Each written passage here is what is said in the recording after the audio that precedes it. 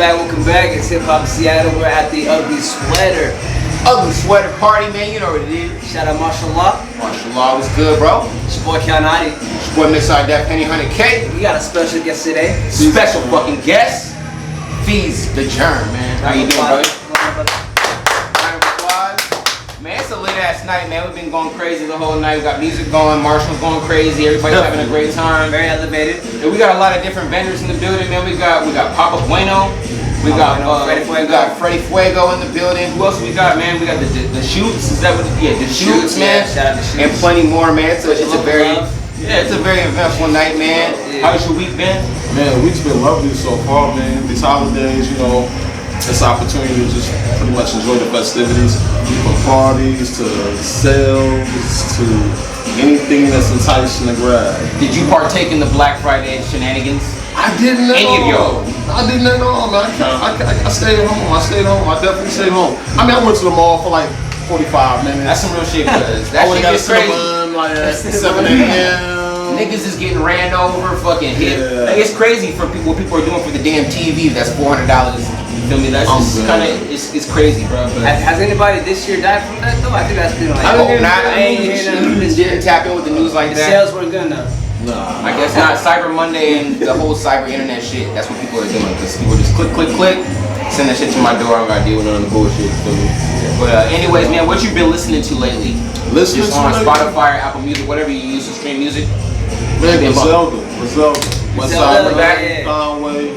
How are you feeling about you got 50 Cent was on there, Eminem was on there. Right. How are you feeling about the bars? How are you feeling about the production? I feel about the bars are gonna always be something that familiar content you're used to because they make a certain music from a certain time period. Right. Just updated choice of words. Absolutely. And you think the production captured the essence of what we love from that golden era of hip hop though?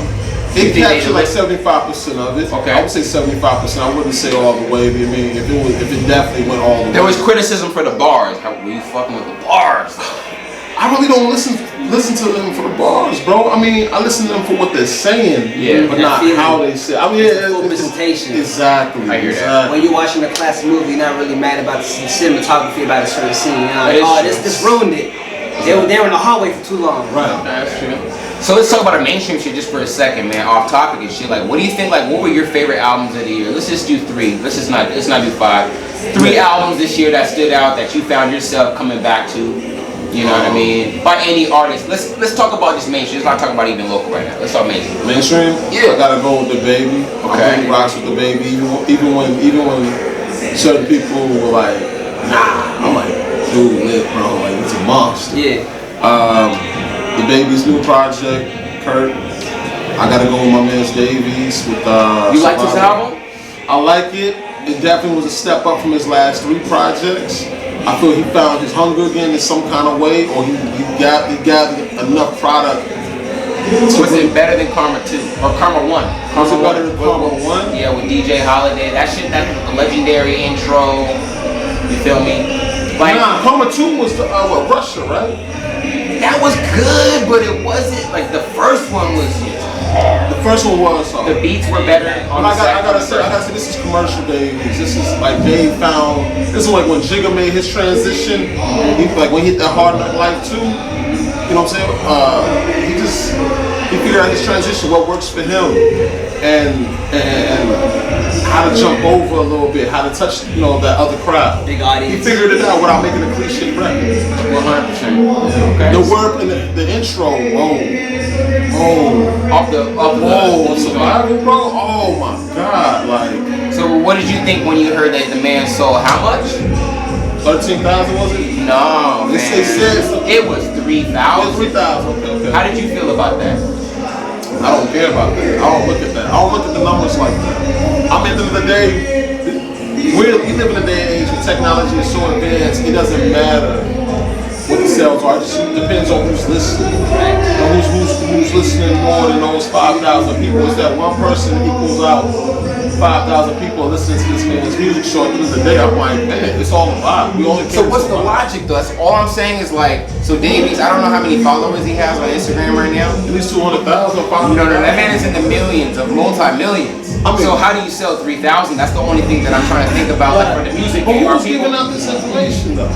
All Nielsen scan, the official RIAA, everything. It's Billboard reported. Yeah, he sold 3,000 first week. And we have streams that fucking 1,500 streams equal a sale.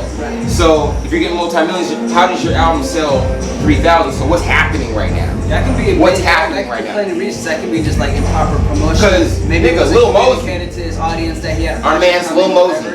But often at times in 2019 going to 2020, it's not about what the music does when it first comes out. It's about what the music does in longevity. You're right. That's what we look at the end of the year, what you're at. We don't say, hey, the first week your music came out, we're gonna claim this for the rest of your year. We don't speak of it like that. So we gotta see what the album's gonna spend now. That it's been out for this much time, instead of calculating it based off the sales. Because we don't think about sales anymore. We think about influence and impact. So you wouldn't feel a type of way if your single went gold, 500,000 copies sold worldwide, and then your album sells 3,000 copies. You wouldn't feel. He has a gold single. He has a gold single. It depends on how I'm making my money. He might not be making his off the sales. Okay. He might have a different angle in his contract where he believes like, okay, as long as we cater to getting this over here, off the streaming alone, off the participation of that, or something over here, I don't worry about the sales. I'm like, yo, I'm co-calculating, I'm getting my money this way. Guess what? Exactly. I got this and that. I don't care about that. I'm good. I'm gonna always have an influence. I'm gonna always make an impact until I drop. They just gotta grow with me. That's all it is, bro. If they're not swinging out to him out the first gate for 3,000 or more, look at it like this. Like he's like, well, they're gonna grow with me because I'm getting my money over here anyway. Okay. So they'll eventually, I will win them over. So then where does the art come in though? My fucking project didn't do well. Now that's the business side. We got that out the way. Now it's like my fucking project sold 3,000, and this nigga over here that I was just making fun of sold actually quadruple. Bro, come on, my nigga. Like you're a prime time artist. You are in the game. You have co-signs by the hottest artists in the game. James. My man, I'll say this. My man, you're surrounded by millionaires and successful people. How the fuck do you sell 3,000 records on a major label? I'm not trying to hate on Dave East, my nigga, but we got to understand some things about the game. This artist feels it. He ain't talking about it. Not all personalities translate just above the music. Dave East believes that. Dave East is that type of nigga. Dave East is that type of nigga. He's like, I'm the man. He raps about, I'm the man, my nigga. The album wasn't, hey, it's a chip on your shoulder, but you're a great artist. I would never discredit the man. I need to see more work. I need to see more work. I need Dave East to drop more videos, more visuals. Yeah. Well, he gives us visuals, but he plays the role of a 90s, 2000 New York artist when it comes to his marketing. You can't move like Jigga because at the end of the day, you don't have enough drive for what's behind you to do moves like that. You're right about that. I really rock with Dave East. I really rock with dude. You might be too cool. But he has to. He needs to do more features. He needs to do more features. He needs to drop more content. He needs to get off of the Harlem thing. He needs to just grow into his own. It's gotten to the point with rappers where no matter where you come from, you want to rep the city. I get that. I'm from Chicago, Illinois, South Side, Hundreds. Yeah. But it helped me. It grew me to who I am today. Partially, yes. 100%. But at the same time, like, why do I have to just shout that out every time? I know who I am everywhere I go. I am who I am. So in my music, I don't have to rep, you know what I'm saying, it's the crib all the time. Like, but with Dave East, I see that he does that so much. Like, bro, we get it. You from Harlem, you represent a set. I get that. It's almost like a meme. But yeah, there you go. It's like, bro, that's only gonna take you so far. That's like the cheat code. You know what I'm saying? You know how Jeezy uses the ad-lib to deliver the terrible verse? Yep. Even though he doesn't always deliver. But he still has some great albums. Yeah, he has great albums. I hear what you're saying. Yeah, you know what I'm saying? That's a cheat code. Like, you know, you throw that Harlem in there, you're like, okay, yeah, Harlem, I'm gonna check him out real quick. I'm gonna give him the stream. I'm gonna give him the participation. Yes. But after that, I'm gonna judge you whether I like you or not, and I'm gonna like, hey, now you're in the topic of my conversation every time when I talk about music or someone bring you up. You know what I'm saying? Yeah. Like, I just need Dave to work harder. I need Dave to stop, don't flex so hard anymore. It's over, bro. Like, you getting your money, you getting somewhere with it. You gotta move a little bit stronger. Come off like, you the little homie when the big homie is like standing right behind you. Like, nah, move as the big homie. Like, you gotta move as the big homie. Like, I move, you know what I mean? Like, it's the opposite of how certain other artists move. I'm looking at it like, if you associate with me, or if you right-hand man with me, I'm not gonna treat you like a child. I'm not gonna treat you like you can't be bigger than me. You can't succeed more than me. Glass ceiling. Yeah, I'm like, bro, you might end up being partners one day. You know what I'm saying? We might end up in the business together. I might be asking you for a loan. Yeah. You never know. You know what I'm saying? We all each other's precious at the end of the day. Sure. You know what In I'm closing, man, we appreciate you coming through. In closing, so you guys run the Lunch Table podcast. You guys got the weed tour going on right now. You guys just got back. We just finished the week tour. We interviewed Slim 400. Shout out to Slim 400 for stopping by at the mansion. It was in Bel Air.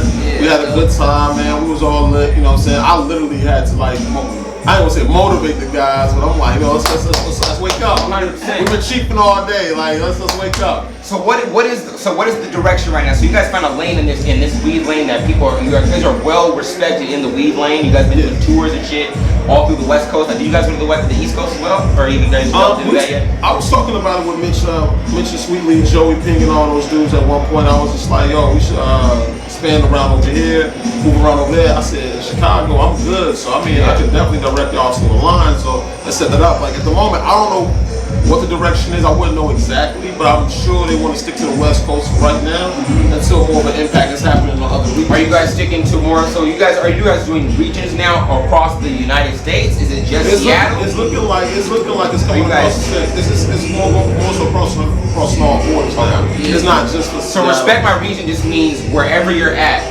Respect that region, or are you guys more of a Seattle-based? Like, because I know you guys started out in the Seattle-based. Obviously, you guys are in Seattle, right? But and obviously, you want to grow and become something. So, like, is your guys' direction like the ultimate goal? Like, respect the region, period, no matter where you're at. I mean, I kind of shit. I say I'll speak for myself when I say this. I can't speak for Mitch, Joey Ping, and all those dudes. Right. But I mean, when you respect my region, it's much bigger than just a side of this United States.